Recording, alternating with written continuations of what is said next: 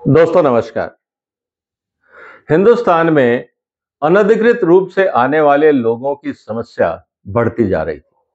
चाहे बांग्लादेश हो, रोहिंग्या हो, चाहे पाकिस्तान से लोग आए हों, नेपाल के रास्ते आए हों, नॉर्थ ईस्ट बॉर्डर से आए हों या श्रीलंका से आए हों। भारत के आसपास बहुत तरह के ऐसे देश हैं जहां से लोग भारत में घुसपैठ का प्रयास करते रहते हैं।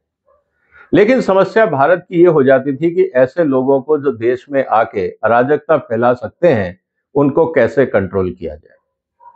फॉरेनर्स के नाम पे हिंदुस्तान में बहुत सारे लोग आते और वापस भी नहीं जाते। इस तरह की समस्याएं इस देश में काफी बड़ी होती रहीं और साथ ही साथ कभी ड्रग्स की तस्करी, कभी आप ये कहिए कि बीमारियां हिंदुस्तान में आई, हथियार आए और बहुत तरह की चीजें आई जिसने देश को खराब किया।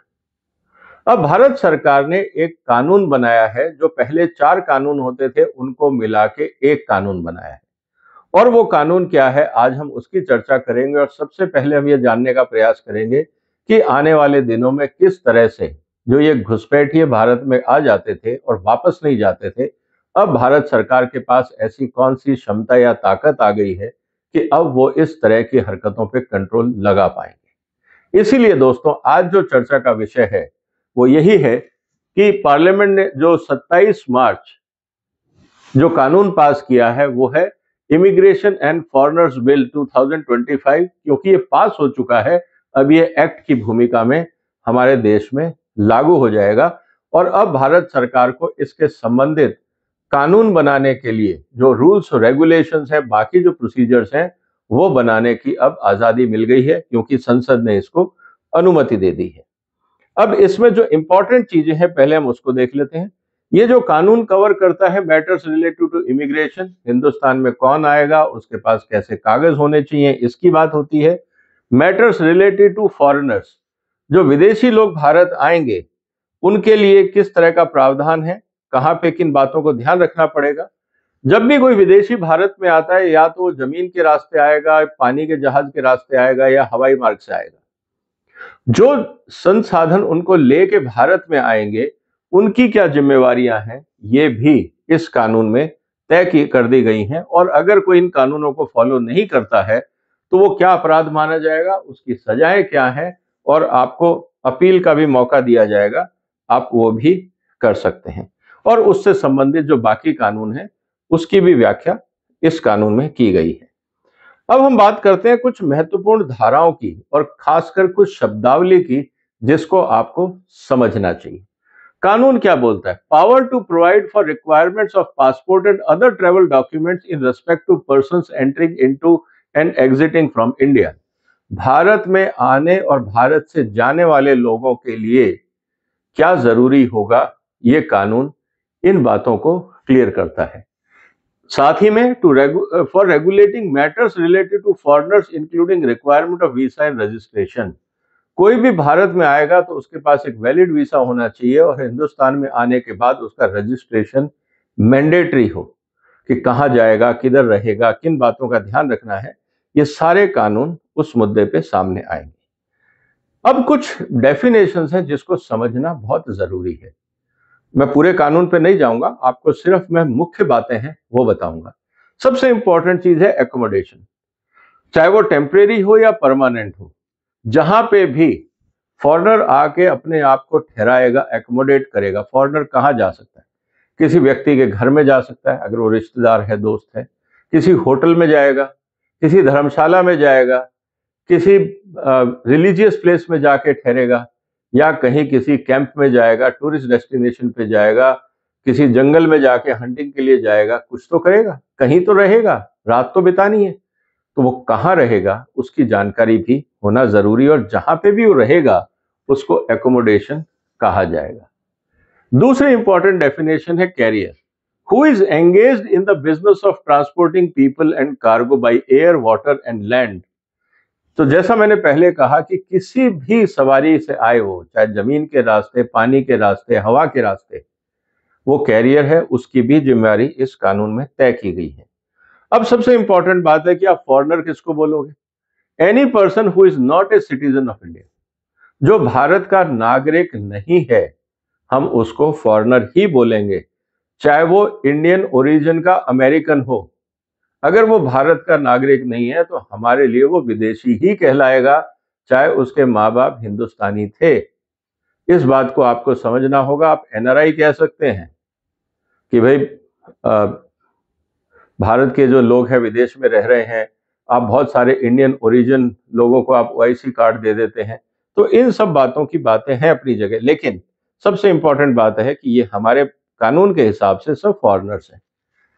Immigration function means visa issue करना, रेगुलेशन करना, ट्रांजिट।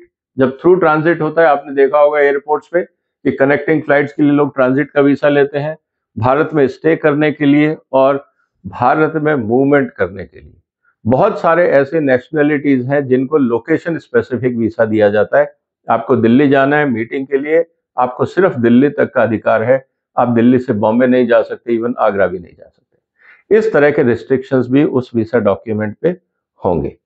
अब जब इस तरह की बातें हैं तो सबसे इंपॉर्टेंट चीज आती है, भाई कीपर ऑफ एकोमोडेशन कौन हुआ? Means a person in charge of the management of accommodation including any person authorised by him to perform duty of keeper of accommodation. अब होटल के मालिक को तो आप जिम्मेवार नहीं बनाएंगे, तो वहां जो मैनेजमेंट है, मैनेजर है, ड्यूटी ऑफिसर है, जिसको भी आपने उत्तराधिकारी बना दिया कि आपकी यहाँ कार्रवाई देखेंगे, ये उसकी जिम्मेवारी है। अब आपने बना दिया कोई मंदिर, गुरुद्वारा, मस्जिद, चर्च, वहां पे कोई विदेशी आके ठहरता है, तो ये वहां का जो इंचार्ज होगा उस रिलीजियस प्लेस का, उसकी जिम्मेवारी होगी। He will bee keeper of accommodation. हो सकता है वो मालिक नहीं हो, मंदिर का मालिक नहीं होगा, वो एक सामाजिक संपदा हो सकती है, प्रॉपर्टी हो सकती है, लेकिन वहां जो ओवरऑल मैनेजमेंट इंचार्ज है उसकी जिम्मेवारी है। फिर रही बात ट्रेवल डॉक्यूमेंट की, तो ट्रेवल में एक पासपोर्ट है, उसके अलावा बहुत सारे डॉक्यूमेंट हो सकते हैं। जैसे हमने देखा कोविड के टाइम पे आपको एक हेल्थ सर्टिफिकेट लेना पड़ता है, अफ्रीका जाते हो तो येलो फीवर सर्टिफिकेट है, कहीं और जाते हो तो कभी और किसी तरह का सर्टिफिकेट है। तो इन तरह की चीजें जो हैं वो आपको अदर ट्रेवल डॉक्यूमेंट भी स्पेसिफाई कर सकते हैं आप कानून में। बहुत सारी ऐसी जगह हैं जहां पे भारत सरकार नहीं चाहती कि विदेशी जाएं, उनको ये कहा जाता है प्रोहिबिटेड प्लेसेस, और बहुत स्पेसिफाई है गवर्नमेंट के द्वारा कि वहां पे आप नहीं जा सकते। इवन इंडियंस के लिए भी बहुत सारी जगह है। अगर आज आप कहीं एटॉमिक रिएक्टर साइट पे जाना चाहें या स्पेस लॉन्च साइट पे जाना चाहें या ऐसी कोई और डिफेंस रिलेटेड स्टैब्लिशमेंट से वहां जाना चाहें, तो वो भी इवन भारतीय नागरिकों के लिए भी प्रोहिबिटेड है because of security reasons and health reasons. तो विदेशियों के लिए भी वो रिस्ट्रिक्टेड रहेगा। दूसरा है प्रोहिबिटेड एरिया, ऐसे एरिया जहां पे विदेशी नहीं जा सकते, जैसे इंटरनेशनल बॉर्डर है, उनको पता है कि वहां से स्मगलिंग होगी, एक आदमी वहां है, एक आदमी यहाँ है, दोनों बैठ के स्मगलिंग कर रहे हैं, ड्रोन के माध्यम से कोई हथियार पहुंचा रहा है, ड्रग्स पहुंचा रहा है। तो ऐसी जगह पे जो फॉरेनर्स हैं उनको कभी कभी जाना मना कर दिया जाता है। बॉर्डर एरिया में, जैसे मैं देख के आया हूँ राजस्थान में, जब हम भी वहां काम करते थे बॉर्डर एरिया में, तो हमें लोकल एडमिनिस्ट्रेशन से परमिशन लेनी पड़ती थी। तो इस तरह के रिस्ट्रिक्शंस फॉरेनर्स के लिए भी हैं और कभी कभी इंडियंस के लिए भी होते हैं। और फिर आता है प्रोटेक्टेड एरिया के साथ साथ restricted area within India और outside the protected area as the central government may by order specify on this behalf. अब एम्बेसीज हैं, भारत में नहीं है, मान लीजिए इंडियन एम्बेसी किसी और देश में है, आप उसको रिस्ट्रिक्टेड एरिया बना सकते हैं कि वहां पे कोई विदेशी नहीं जाएगा, कह सकते हैं आप। आपको वीसा काउंसलर बनाना है, आप अलग से ऑफिस खोल दीजिए, मैंने आपकी एम्बेसी में कोई नहीं जाएगा, this can be because of security reasons. तो ऐसी स्थितियां भी होती हैं। फिर वीसा का नाम आपने अक्सर सुना होगा, to enter and transit through और स्टे इन और exit from territory of India. Bharat में आना, भारत से जाना, भारत में घूमना, उसके लिए आपको वीसा चाहिए। अब कोई भी विदेशी आता है तो इमिग्रेशन के लिए सबसे इंपॉर्टेंट चीज क्या है? पासपोर्ट और ट्रेवल डॉक्यूमेंट एंड वीसा। आप आए हैं, आपके पास एक वैलिड पासपोर्ट होना चाहिए, वैलिड ट्रैवल डॉक्यूमेंट होने चाहिए और वैलिड वीसा होना चाहिए। ये तीन चीजें आपके लिए वैलिड होनी चाहिए। जैसे आप विदेश जाते हैं तो आपको पूछा जाता है कि आप अपना पासपोर्ट दिखाइए, वीसा दिखाइए। साथ में वो ये भी पूछते हैं आप अपना होटल बुकिंग दिखाइए, आपकी रिटर्न टिकट दिखाइए, आपका बैंक स्टेटमेंट दिखाइए। वो कुछ भी पूछ सकते हैं ये जानने के लिए कि यह आदमी कहीं आके वापस ना जाए तो मुश्किल हो जाएगी। तो वो सब एंट्री इसलिए की जाती है कि हो सकता है कि आप रिटर्न फ्लाइट में मिले ही ना, आप कह तो गए हैं हम उस होटल में ठहर रहे हैं, वहां से आप गायब हो जाएं, किसी आतंकवादी संगठन को जाके सपोर्ट करने लग जाएं, जैसे पंजाब आंदोलन के समय हुआ, किसानों के समय, ऐसा लगा कि बहुत सारे लोग विदेश से आए और किसान आंदोलन में जाके बैठ गए, उनका समर्थन करने लग गए। ट्रंप साहब ने भी तो यही किया कि जो लोग रह तो रहे हैं विदेशी अमेरिका में, लेकिन वहां पे पैलेस्टाइन का सपोर्ट कर रहे हैं, यूनिवर्सिटीज में हुड़दंग होने लगा, तो उन्होंने कहा ये नहीं चलेगा, आप पढ़ने आए हो पढ़ाई करिए, पॉलिटिकल एक्टिविटीज बंद करिए। तो इस तरह की कार्रवाइयां भी हो सकती हैं। तो इस कानून में ये भी प्रावधान है कि भारत सरकार ये पूछ सकती है कि आप कहाँ आ रहे हैं, क्योंकि अगर आप जा रहे हैं और लिख रहे हैं उसमें कि आप किसान आंदोलन की साइट पे जा रहे हैं, तो आपका एकोमोडेशन हुआ, क्योंकि वो टेम्परेरी है, हो सकता है भारत सरकार कहते अलाउड नहीं है। तो ऐसी स्थिति के अंदर आप जो अराजक तत्व हैं उनको कंट्रोल कर सकते हैं जो विदेश से आते हैं। इमिग्रेशन ऑफिसर अगर वो नहीं मानता है तो मे सीज ए पासपोर्ट और other travel documents of any person which has been declared as a lost, found or considered as damaged or forced or fraudulently obtained on the direction of passport issuing authority or courts। ऐसा होता है, आपने कोई फर्जी document बनाया, आप भारत आ गए क्योंकि आपको यहाँ पे काम चाहिए, देखने में आप हिंदुस्तानी जैसे लगते हो, आस पड़ोस के देश से आ गए, अब घुस तो गए, फर्जी डॉक्यूमेंट के ऊपर आपने नौकरी ढूंढ ली, बाकी भारत में सुविधाएं हैं उनको आपने इस्तेमाल करना शुरू किया, और जब पता लगा तो आप उसका क्या करोगे।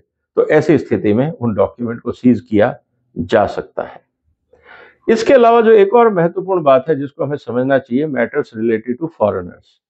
अब कोई भी विदेशी भारत आता है, आपके दोस्त आएंगे, आपके बहुत सारे रिश्तेदार हो सकते हैं जो बाहर हैं, इन बातों का अगर आप ध्यान रखेंगे तो शायद सुविधाएं होंगी।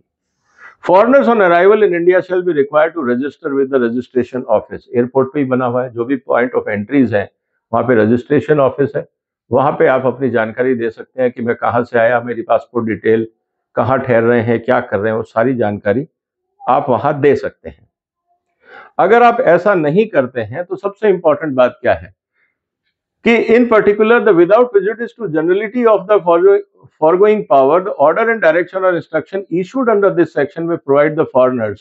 अगर आप भारत सरकार के आदेश को नहीं मानते हैं तो आपके साथ क्या हो सकता है, इसको आपको समझना होगा। पहला, shall not enter इंडिया, आपको घुसने ही नहीं दिया जाएगा। आपके पास वैलिड पासपोर्ट नहीं है, वीसा नहीं है, आज अब बांग्लादेशी कोई घुस रहा है बॉर्डर में, उसके पास कागज नहीं है, तो आप उसको रोक सकते हैं। सबसे इंपॉर्टेंट चीज ये है, अगर एक बार आप घुस गए और आपके खिलाफ कोई कार्रवाई है, आपने कुछ यहाँ उल्टी सीधी हरकत करी, अराजकता फैलाई, तो आपको बाहर जाने से भी रोका जा सकता है, डिटेन किया जा सकता है, ऐसा अक्सर हुआ है। Shall not remain in India in a specified area, ये आप कह सकते हैं कि भाई आप भारत में नहीं रहेंगे, आपको डिनाई कर दिया जाए, या आप किसी स्पेसिफिक एरिया में रहेंगे या एरिया में नहीं रहेंगे। आपके लिए एक लिमिटेशन बांध दी जाएगी कि अगर आप भारत आ रहे हैं तो इन बातों का आपको ध्यान रखना पड़ेगा।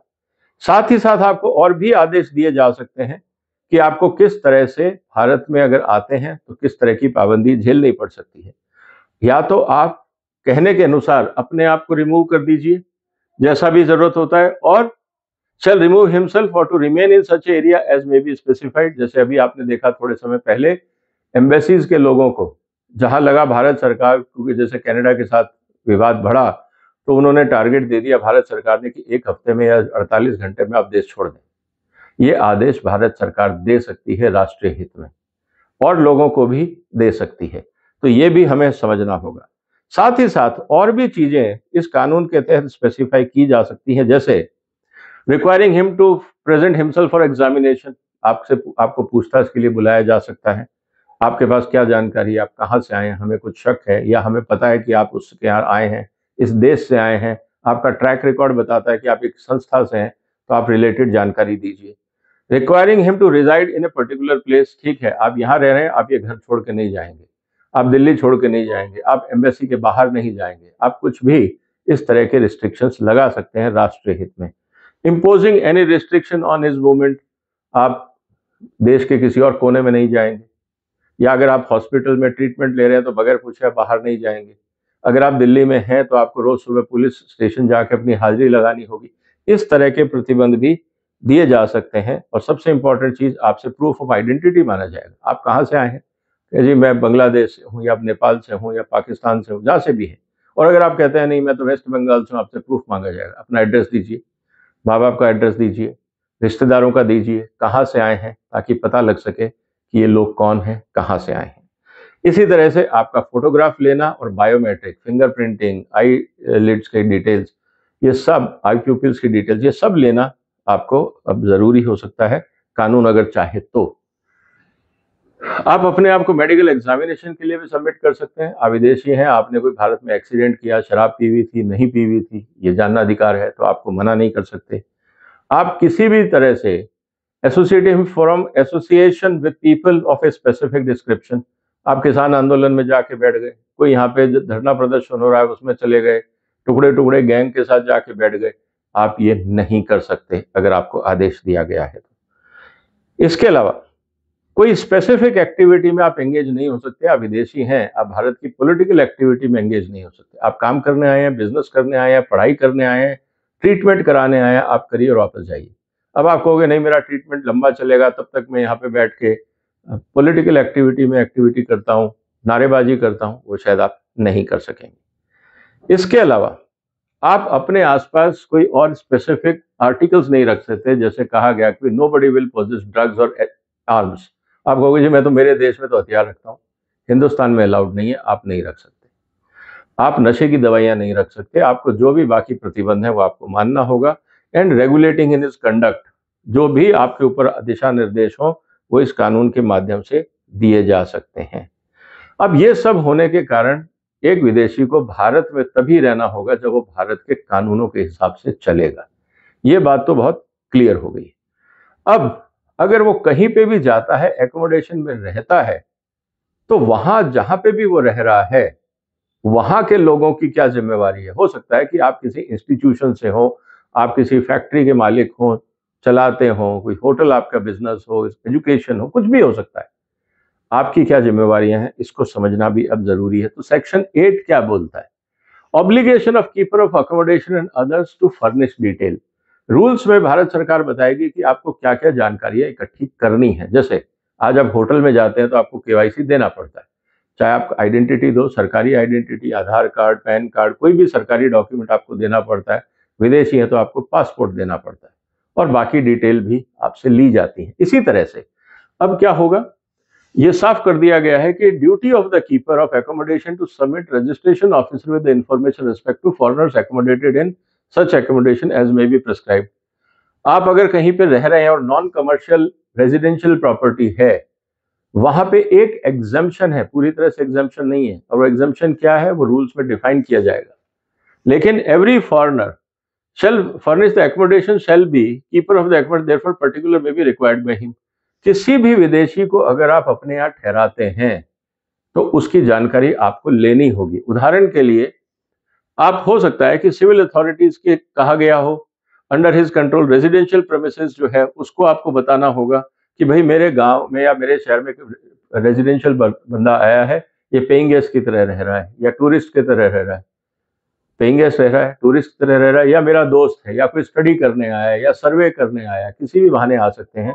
आपको वो जानकारी इकट्ठी करनी होगी। इसके अलावा अगर आप कोई यूनिवर्सिटी चला रहे हैं, अगर आप यूनिवर्सिटी या एजुकेशन इंस्टीट्यूशन चला रहे हैं, तो आपको डिपार्टमेंट को बताना होगा कि आपके यहाँ कितने विदेशी छात्र हैं और उनकी डिटेल। अगर आपके हॉस्पिटल में कोई इलाज कराने आया है, जैसे मेडिकल टूरिज्म की आजकल हम बात कर रहे हैं, वो सारी डिटेल आपको हॉस्पिटलों को देनी होगी।